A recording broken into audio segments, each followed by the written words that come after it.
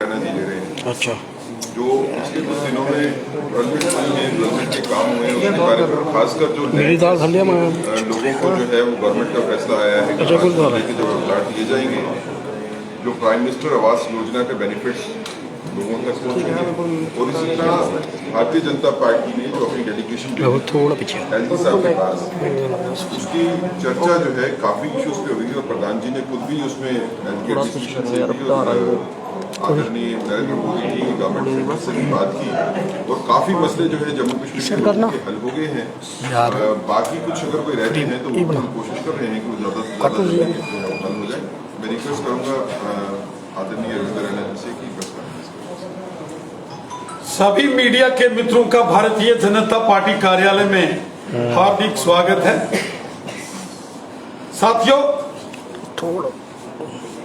जम्मू कश्मीर की LG administration का जो ऐतिहासिक निर्णय लिया है, जिसमें जम्मू कश्मीर में उन सभी लोगों को जिनके पास जमीन नहीं है, ऐसे तमाम लोगों को जमीन देने का जो फैसला सरकार ने लिया है, इस बड़े फैसले के लिए हम अपने देश के प्रधानमंत्री नरेंद्र मोदी साहब, हमारे देश के गृह मंत्री श्रीमान अमित शाह साहब और जम्मू कश्मीर के माननीय लेफ्टिनेंट गवर्नर श्रीमान मनोज सिन्हा साहब का दिल की गहराइयों से धन्यवाद करते हैं, शुक्रिया अदा करते हैं कि गरीब लोगों के लिए और खासकर वो लोग जिनके पास बिल्कुल भी जमीन नहीं थी और जमीन ना होने के कारण से लोग अपना घर नहीं बना सकते थे, प्रधानमंत्री नरेंद्र मोदी साहब की जो आवास योजना है, जिसके तहत गरीब लोगों को मकान दिए जाते हैं, उस योजना में सर्वे में नाम होने के बावजूद वो गरीब आदमी जिसके पास जमीन होती ही नहीं है, वो अपना मकान नहीं बना सकता। ऐसे तमाम लैंडलेस लोगों को जिनके पास जमीन है ही नहीं, उनको 5-5 मरले सरकार द्वारा जमीन दिए जाने का फैसला बहुत हिस्टोरिकल डिसीजन है। और इस बड़े फैसले के लिए हम अपने देश के माननीय प्रधानमंत्री मोदी साहब, होम मिनिस्टर अमित शाह साहब और लेफ्टिनेंट गवर्नर श्रीमान मनोज सिन्हा साहब का दिल की अमीन तरीन गहराइयों से शुक्रिया अदा करते हैं। हमने देखा है कि जम्मू कश्मीर के अंदर यहां के लोगों को, यहां गरीबों को, ज़ईफों को, मस्कीनों को, दर्दमंदों को, जरूरतमंद लोगों को दर दर की ठोकरें खानी पड़ती थी। लोगों ने यहां बड़ी तकलीफें झेली और जो पुरानी माजी की सरकारें होती थी, उन्होंने जम्मू कश्मीर की आवाम को बड़ा गुमराह किया। कभी रोशनी कानून बनाकर यह कहा गया कि गरीब लोगों की मदद करेंगे, लेकिन रोशनी के तहत जो बड़े बड़े सियासतदान हैं, जो बड़े बड़े बाबू लोग हैं, जो सरकारों में बैठे थे, उन्होंने ही रोशनी का गलत इस्तेमाल किया और खुद जो है वो लैंड माफिया बन बैठे। उन्होंने सरकारी जमीनों पर कब्जा कर दिया और उस रोशनी कानून के तहत भी किसी गरीब को कोई फायदा नहीं पहुंचा और जिसके बाद अदालत ने इस रोशनी कानून को खत्म कर दिया। वो एक लूट खसूट का एक जरिया बनाया था। उस वक्त की सरकार के अंदर जो हुक्मरान थे, उस वक्त के जो बाबू लोग थे, सरकार क्या होती है? सरकार आवाम के लिए होती है, सरकार आवाम की बेहतरी के लिए होती है, सरकार के दिल में गरीब लोगों के लिए दर्द होता है। सरकारें गरीब लोगों के लिए, आम लोगों की भलाई के लिए होती हैं। और ये जो प्रधानमंत्री आवास योजना के तहत ये जो बड़ा फैसला जम्मू कश्मीर के अंदर लिया गया है, ये अपने आप में गरीबों की खिदमत करना, ज़ईफों और जरूरतमंदों की खिदमत करना, उनकी परेशानियों को हल करने वाला एक बहुत बड़ा फैसला यहां की लेफ्टिनेंट गवर्नर साहब की इंतजामिया ने लिया। हर उस शख्स के सिर पर छत होगा जो आज तक तरसता था अपने घर के लिए। हर वो शख्स जो ये सोचता था कि उसका भी मकान हो, उसके सर के ऊपर भी छत हो, लेकिन जमीन ना होने के कारण से वो अपने छत का निर्माण, उसकी तामीर नहीं कर पाता था, क्योंकि उसके पास जमीन नहीं थी। वो मजदूरी करता था, मेहनत करता था, खून पसीने की कमाई से अगर कुछ पैसे जोड़ता था, फिर सोचता था मकान बनाऊंगा, लेकिन उसके पास जमीन नहीं होती थी। और ऐसे में प्रधानमंत्री आवास योजना के तहत उन लोगों को जिनके पास बिल्कुल जमीन नहीं है, उनको जमीन देने का जो फैसला जम्मू कश्मीर में लिया गया है, ये बहुत बड़ा फैसला है। गरीबों के लिए, गरीबों की खिदमत के लिए ये फैसला लिया गया है, जिसके लिए हम दिल की अमीन तरीन गहराइयों से हमारे प्राइम मिनिस्टर मोदी साहब का शुक्रिया अदा करते हैं। यही है सबका साथ, सबका विकास, सबका विश्वास। यही है वो मोदी साहब के फैसले जिसमें वो सबकी चिंता करते हैं। माशरे के अंदर हर शख्स का भला मोदी सरकार करती है। इससे पहले जो फैसले मोदी सरकार ने लिए, आयुष्मान भारत गरीबों को, और जम्मू कश्मीर में तो हर शख्स को इलाज के लिए हर एक साल 5-5 लाख, गरीब लोगों को 6-6 हजार साल का, गरीब लोगों को पेंशन्स, गरीब बच्चों के लिए SC ST के लिए स्कॉलरशिप स्कीम्स, गांव-गांव में डेवलपमेंट, सड़कें, स्कूल, हॉस्पिटल, बिजली, पानी, खवातीन के लिए, माताओं बहनों के लिए फ्री गैस के सिलेंडर, ये सब हमारे ऑनरेबल प्राइम मिनिस्टर जनाब नरेंद्र मोदी साहब की देन है। और आज जब उन लोगों को जिनके पास एक मरला भी जमीन नहीं है, उनके लिए बड़ा फैसला लिया गया कि उनको भी जमीन दी जाएगी। 2700 से ऊपर लोगों को इस स्कीम के लॉन्च करते ही लेफ्टिनेंट गवर्नर साहब ने जमीन के मालिकाना हक दिए हैं। और हम उम्मीद करते हैं, हमें पूरा विश्वास है कि पूरे जम्मू कश्मीर के अंदर हर एक वो शख्स जिसके पास जमीन नहीं है, उसको जमीन मुहैया कराई जाएगी, जमीन उपलब्ध कराई जाएगी, ताकि वो भी अपने सपनों का घर बना सके, ताकि हर शख्स के सर के ऊपर छत हो। मैं फिर एक बार इस बड़े फैसले के लिए प्राइम मिनिस्टर मोदी साहब, होम मिनिस्टर जनाब अमित शाह साहब और जम्मू कश्मीर के लेफ्टिनेंट गवर्नर श्रीमान मनोज सिन्हा साहब का दिल की गहराइयों से बहुत बहुत शुक्रिया अदा करता हूं। रविंद्रनाथ जी, आपने जिक्र किया पेंशन का, ओल्ड एज पेंशन बंद है इस समय और उसको लेकर अभी भी बड़े लोग इंतजार कर रहे हैं पेंशन दोबारा कब शुरू होगी, कब तक राहत मिलने के आसार है? और ये आर्टिकल 370 को लेकर जो कोर्ट में केस आ रहा है, कैसे देख रहे हैं आप इसे?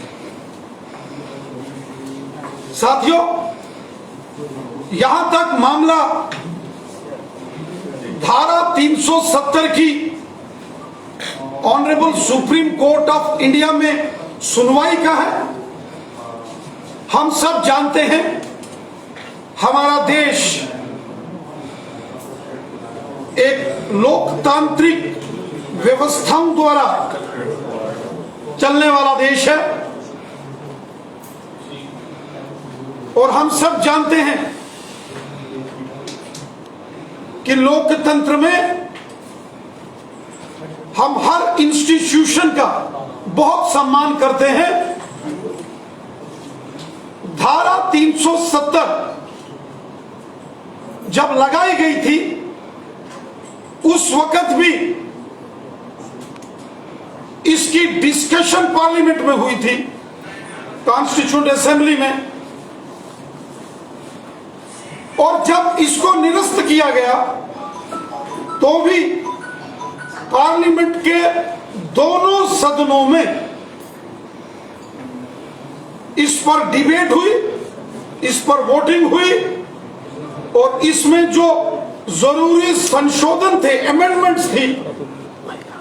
वो संवैधानिक तरीके से लाई गई। फिर भी जब इस मामले में कुछ पक्ष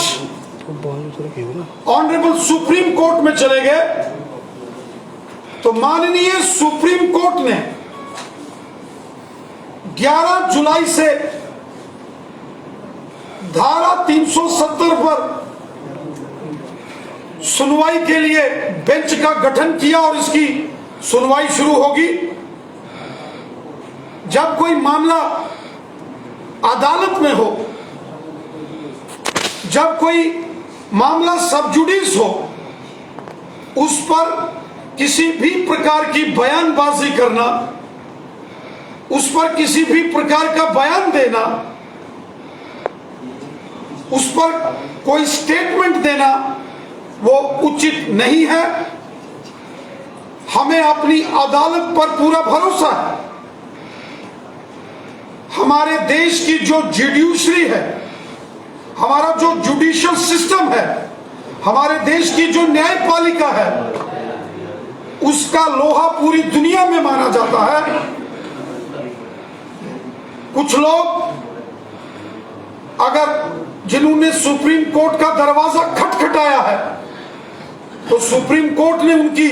अर्जी मंजूर की है और हमें पूरा विश्वास है कि माननीय सर्वोच्च न्यायालय honourable supreme court of India इस मामले की सुनवाई बिल्कुल तर्कसंगत तरीके से होगी, जैसा हमारी अदालतों में परंपरा है। आर्गुमेंट्स, काउंटर आर्गुमेंट्स के बाद इस पर जो भी निर्णय आएगा वो राष्ट्र हित में महत्वपूर्ण निर्णय होगा और मुझे पूरा विश्वास है कि जो भी ऑनरेबल सुप्रीम कोर्ट का डिसीजन आएगा वो जो कुछ राजनीतिक दल प्रोपेगेंडा करते हैं, कुछ राजनीतिक दल लोगों की भावनाओं को भड़काने की साजिश और कोशिश करते हैं, उन साजिशों, उन कोशिशों और उस प्रोपेगेंडे पर पूर्ण विराम ऑनरेबल सुप्रीम कोर्ट लगा देगा, ऐसा हमें पूरा विश्वास है। अदालतों के अंदर राजनीतिक टिप्पणियों के आधार पर फैसले या किसी साजिश और प्रोपेगेंडे के आधार पर फैसले नहीं आते। अदालतों में मेरिट बेसिस के ऊपर निर्णय आते हैं और हमें पूरा विश्वास है कि जम्मू कश्मीर के अंदर रहने वाले वो समाज के लोग जिनको 70 साल यरगमाल बना के रखा गया था, प्रताड़ित किया गया था, विक्टिमाइज किया गया था, और आज ऐसे सभी वर्गों को न्याय और इंसाफ मिल रहा है, उस सेक्शन के साथ यकीनन माननीय सर्वोच्च न्यायालय न्याय करेगा। जम्मू कश्मीर के अंदर गुजर बकरवाल समुदाय के लोग हो, गद्दी सिप्पी समुदाय के लोग हो, पहाड़ी कबीले के लोग हो, पश्चिम पाकिस्तान से आए विस्थापित हो, गोरखा समाज, वाल्मीकि समाज, यहां के अंदर जो महिला वर्ग है और यहां के अंदर जो ओबीसी समाज है, जिनको 70 साल यहां प्रताड़ित किया गया, 70 साल जम्मू कश्मीर में धारा 370 की आड़ में गुजर बकरवाल, गद्दी सिप्पी, पहाड़ी कबीला, वेस्ट पाकिस्तानी रिफ्यूजी, गोरखा समाज, वाल्मीकि समाज, हमारे शेड्यूल कास्ट कम्युनिटी के भाई बहन, यहां की महिलाएं, उनके अधिकारों का हनन हुआ, उनके फंडामेंटल राइट्स को कुचला गया, ओबीसी समाज के फंडामेंटल राइट्स को कुचला गया। और आज जम्मू कश्मीर का हर एक वर्ग, वो हिंदू है या मुसलमान है, सिख है या ईसाई है, जम्मू रीजन का है या वादी कश्मीर का है, सुख चैन की सांस ले रहा है, अमन चैन भाईचारे और खुशहाली के साथ अपना जीवन गुजर बसर कर रहा है। और हमें पूर्ण विश्वास है कि जब भी अंतिम निर्णय धारा 370 के संदर्भ में माननीय सर्वोच्च न्यायालय लेगा, समाज के इन सभी वर्गों को ध्यान रखते हुए, समाज के हर व्यक्ति के साथ इंसाफ का ख्याल रखते हुए, यकीनन ऑनरेबल सुप्रीम कोर्ट इस मामले पर फैसला लेगा। हम भी सुप्रीम कोर्ट का पूरा सम्मान करते हैं और पूरा विश्वास, आखिरी और फाइनल फैसला इस पूरी सुनवाई में आर्गुमेंट्स और काउंटर आर्गुमेंट्स के बाद जब धारा 370 पर फाइनल फैसला आएगा, यकीनन honourable supreme court of India पूर्ण विराम लगा देगा जो षड्यंत्र, साक्ष्य और प्रोपेगेंडा करने की यहां जो कोशिशें होती। राणा जी, हाल ही में ने अपनी पावर का गलत इस्तेमाल किया है और ईडी का इस्तेमाल करते हुए ऑपोजिशन को हटाने की साजिश रची है, आप इस पर क्या कहते हैं? भारतीय जनता पार्टी ने हमेशा आवाम का, जनता का भला करने के लिए काम किए। मोदी सरकार के 9 साल गरीबों की सेवा, गरीबों की खिदमत, परेशान लोगों की खिदमत में मोदी साहब ने 9 साल सेवा भाव से काम किया है, वो लोग जिनकी सियासी जमीन खिसक चुकी है, जिनको देश की जनता ने रिजेक्ट कर दिया है, वो सिर्फ प्रोपेगेंडा करते हैं। कभी पटना में जाके इतना एरिया पड़ा है तो फिर इधर ही आ रहा है। प्रोपेगेंडा और साजिश करने की कोशिश हो रही है, तो कभी बेंगलोर के अंदर वहां इकट्ठे होने की साजिशें और कोशिशें हो रही हैं। देश की जनता जानती है कि मोदी साहब ने सबका साथ, सबका विकास और सबका विश्वास इस मिशन के साथ काम किया है और सबका भला किया है। महबूबा मुफ्ती